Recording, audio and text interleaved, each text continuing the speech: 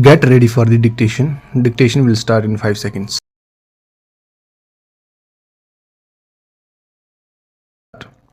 The High Court relied upon confessional statement recorded under Section 164 CRPC and found that the same was voluntarily and had been made by the appellant without any threat or fear, and that it contained a full confession of crime and also disclosed the manner in which the crime had been committed.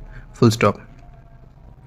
The High Court also relied upon the report of the serologist Shri V.N. Kumar, who had stated in the chemical report that the seized articles, including blood-stained sword produced by the appellant and the clothes of the appellant, were stained with human blood of B group, which tallied with the blood group with which the clothes of the deceased persons were stained. Full stop.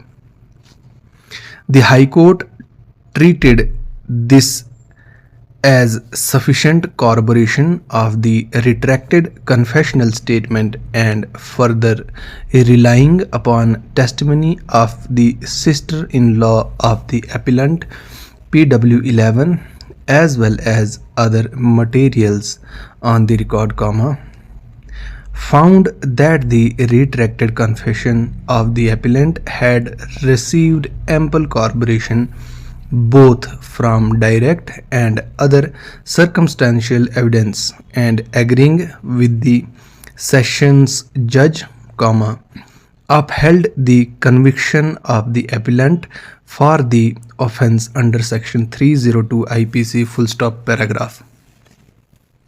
We have considered the retracted judicial confession of the appellant carefully and analyzed the statement of learned judicial magistrate Shri Tara Singh PW1. Full stop. We have referred to confessional statement in some details in earlier part of this judgment. Full stop.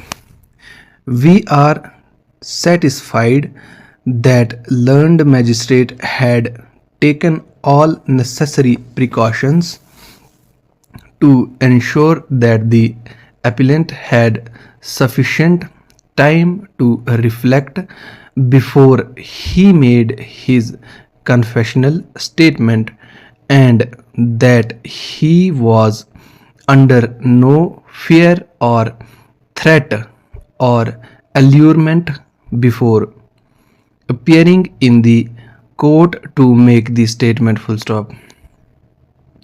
The various questions put by learned magistrate to the appellant indicate that he had taken all reasonable precautions to remove any trace of fear from the appellant before he made the confessional statement. Full stop.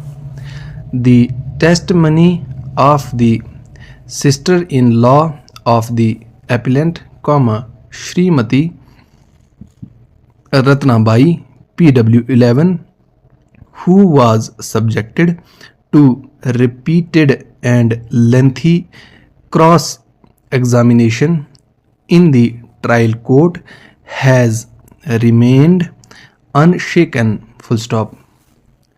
Her statement has impressed us, and in our opinion she had no reason to falsely implicate the appellant with such a heinous offence. Full stop. Jor Singh PW12 and Bhavar Singh PW13 have lent sufficient corroboration to her testimony as well as to the confessional statement of the appellant. Full stop. The only discrepancy pointed out with regard to statement of PW11 is that whereas in her statement under section 161 CRPC she had named Hansabai the child, but at the trial she had given the name of that child as Manraj full stop. She satisfactorily